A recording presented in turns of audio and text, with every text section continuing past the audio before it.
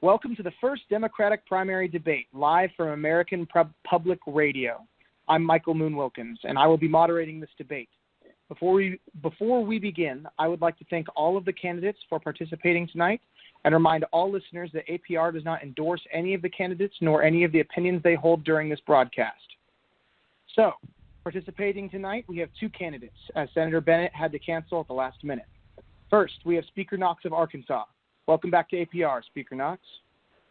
Thank you, sir. Glad to be here. Next, we have Senator Alex Trubowinski of Montana. Thank you for joining us, Senator Trubowinski. Yeah. The rules for tonight's debate are simple. Each candidate will have 3 questions directed to them. The candidate asked will have 1 minute to answer the question, followed by a 1-minute response by the opposing candidate, then followed by a final 30-second response by the first candidate. The candidates will alternate questions throughout the night. The debate will close with 1 question that each candidate will answer, and then each candidate will have 90 seconds for a closing statement. There will be no opening statements. Are you all ready to begin? Let's do it. Yep. All right. So, first question goes to Speaker Knox. Speaker Knox, President Fitzgerald's actions on trade have accented a stark difference between Republicans and Democrats' position on trade. Do you believe in free trade or believe a measure of protectionism is needed for American industry? I'm 100% a supporter of free trade. I am woefully concerned about the impacts of tariffs, and honestly, I don't think they work. The interesting thing is I don't believe the president thinks they work either. We've seen that as he's willing to put in tariffs and then say that he's negotiating, but then not negotiating, but then turns out that he is negotiating. So I don't think he believes in them either at the end of the day. I think that they hurt prices. I think they hurt consumers. I think that they wind up hurting jobs. Any form of economic growth needs to come from the bottom up, and this is just big government from a Republican platform. That's what protectionism, this form of protectionism, is at the end of the day. I think we need to have good trade deals. I think we need to have fair trade deals, but going after our friends and going after our allies and closing ourselves off from markets isn't the right way to do it. Thank you, Speaker Knox. Senator Trubowinski, to you. Same question? Yes, you have a minute to respond. Okay, yeah. To a degree, I agree with Speaker Knox. However, I think that the free trade in general doesn't work as well as if you have some sort of safeguard, some sort of fair trade. Things like NAFTA have just absolutely destroyed the manufacturing industry. While I don't agree with the president's tariff policy completely, I do think that you need to have some sort of bargaining chip, which is what he's using these tariffs for, to go and get a better deal. And again, I don't think he's gone about this the correct way. If I were president, the way I would have done it is go to the EU and say, hey, we need to talk about our trade deals and your tariffs. Otherwise, we're going to come back and we're going to levy tariffs on some of your goods. He handled it, wasn't, and so we are in the position that we are in.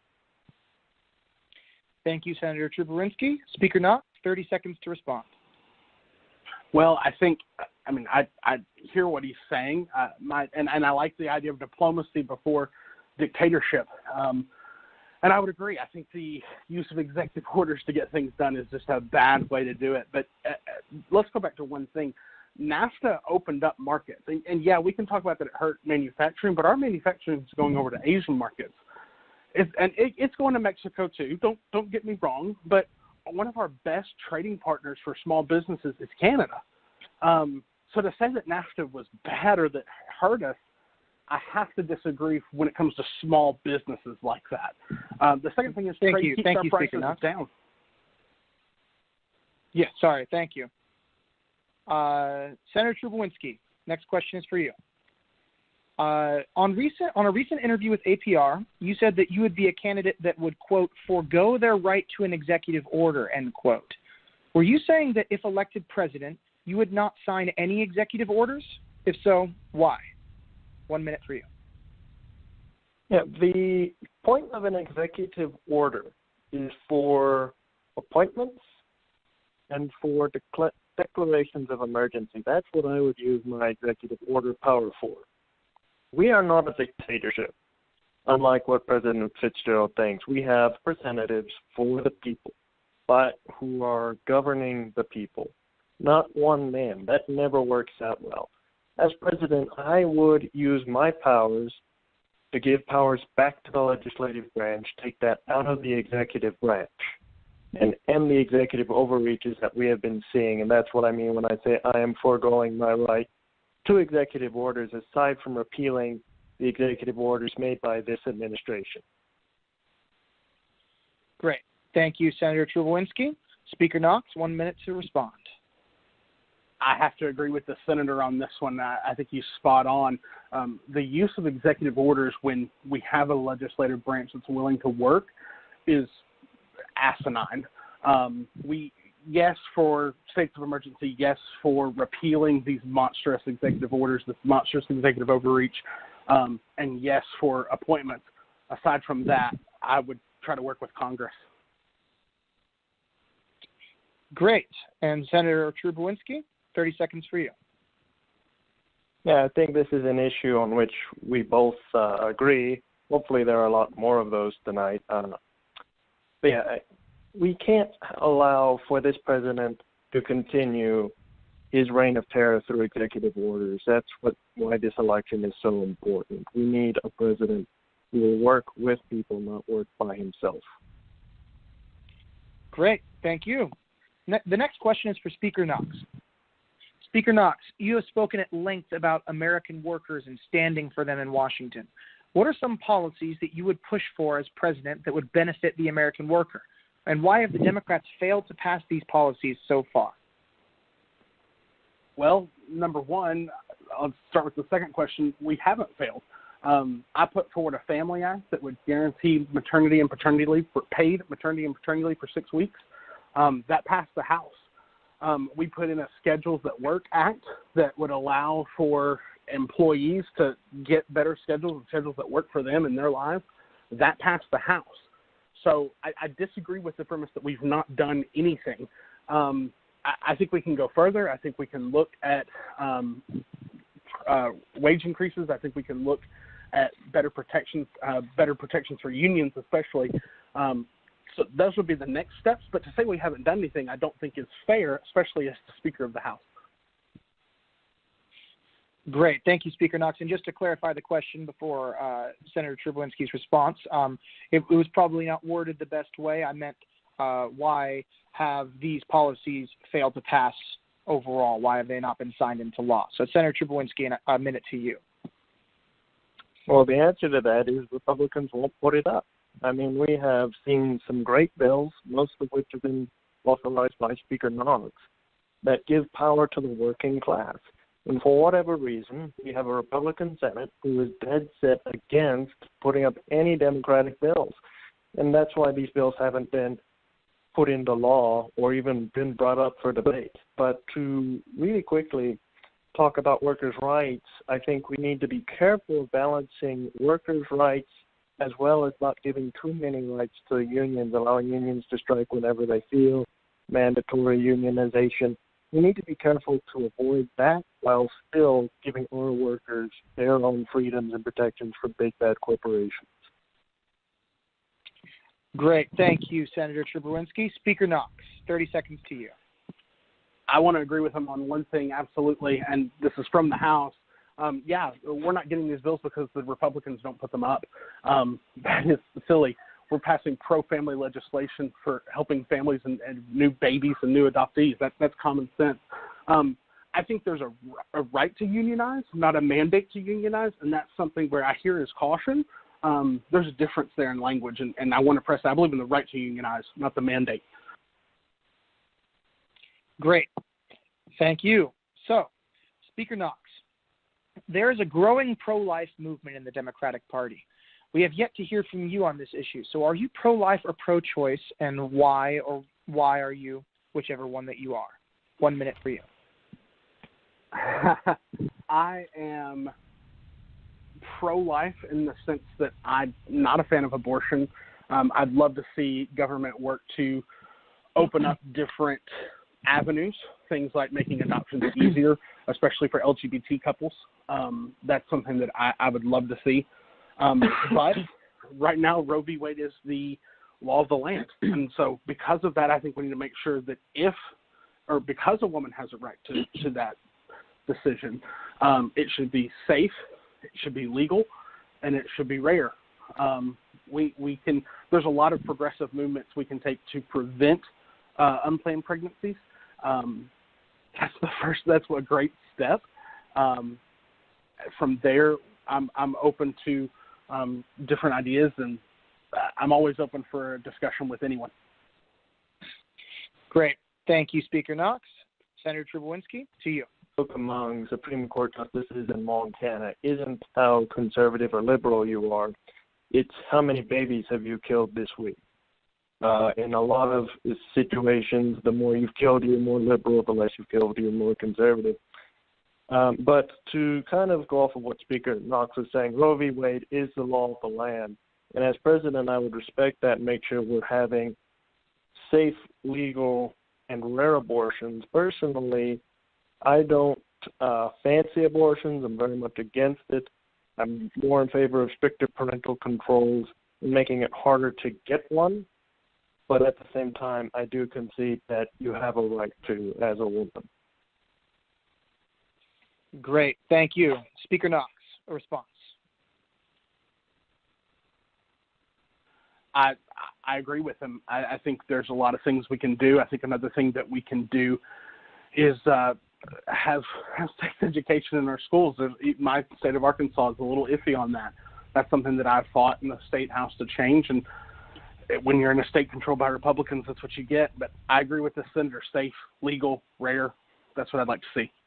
Thank you both again. And Senator Trubowinski, many have said that though you have made many intriguing speeches and come out with a few bold positions on issues, they just don't know you as well as Speaker Knox, who's been in the news consistently for a year, or Senator Bennett, who ran an extremely high-profile race and is a former governor. To many, your positions on issues like gun control and health care remain a mystery. How do you plan on overcoming this barrier, and do you plan on coming out with a comprehensive platform? A minute to you. Well, like I said on your show, we have a very comprehensive healthcare speech coming out very shortly. And also, for my position on gun control, I believe that we need to tighten gun control to those, especially the mentally unstable. There's no reason why, recently with all the shootings, 9 out of 12 shooters are mentally unstable. And there's no reason for them to have gotten a gun. And that's something that I've ruled very in favor of as a Montana justice, is more gun control. I don't believe that we need to go out there taking guns away from people, but we need to prevent those who shouldn't have them. And especially in the gun show loophole, that needs to be closed immediately. But we need to stop people who shouldn't be having guns from getting guns. Great. Thank you, Senator Trubowinski. Speaker Knox, a minute to you. I would agree with them. We're agreeing quite a bit, which is nice. It's good to have a strong central Democratic base. I would agree with the gun show loophole and mental health checks. The other thing is I think we should be doing background checks for all publicly optioned gun sales. There's no reason we can't do a background check. It takes less than 5 minutes to be able to check and make sure. Absolutely, 100%. That's where I'm at. No one wants to take guns away. I'm a hunter. I have a rifle. I enjoy my rifle, but we need to make sure that people are safe, responsible, and stable enough to be able to own a firearm, and that's not asking a whole lot. Great. And Senator Trubowinski, 30 seconds for a response. Yeah, I completely agree. Background checks are, why they're not a necessity for every single purchase is beyond me, but the NRA is one of the most powerful lobbies, and we need someone in the White House who's going to fight against them, and I believe either myself or Speaker Knox would definitely take up that mantle to make sure we're getting guns to the right people and that people are staying safe.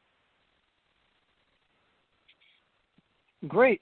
And now a question that each candidate will have 1 minute to answer and no responses. So what is one piece of legislation that you hope to pass first if elected president? And what is one policy that you hope to repeal of this administration? First, Speaker Knox. The first one that I would want to do is Family Act, making sure that moms and dads have time at home with newborns or adoptees. It's such a critical time. I know being a dad, you have to have that, and to not have to worry about where the money's going to come from while you're taking care of a new family. The one that I'd like to repeal, gosh, that's a tough call. Probably our insane use on immigration, especially out of the Middle East. I think that's just reactionary. I think it's fear-mongering, and I think the president and every Republican who supports it ought to be ashamed. Great. Senator Truborynski, a minute to you. Yeah, I would probably pass my Rural Infrastructure Investment Act.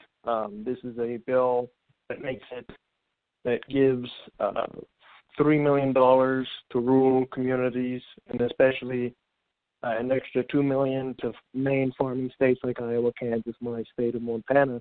So that way we are rebuilding infrastructure that's just gone to pot. I mean, you drive around the roads in Montana and you can't go 5-10 feet without hitting another pothole. It's just ridiculous.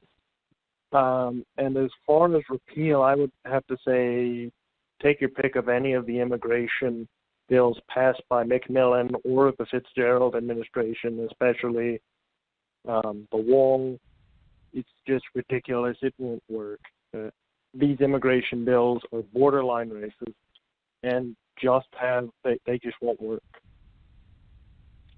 Great. Thank you. So now we're on to closing statements. Each of you will have 90 seconds to give a closing statement, starting with Senator Truborynski. A minute and a half to you. Well, thank you very much for hosting this debate. Thank you for APR for holding this, and thank you to Speaker Knott for such a great debate. And hopefully we'll have more of them, and Senator Bennett will be able to join.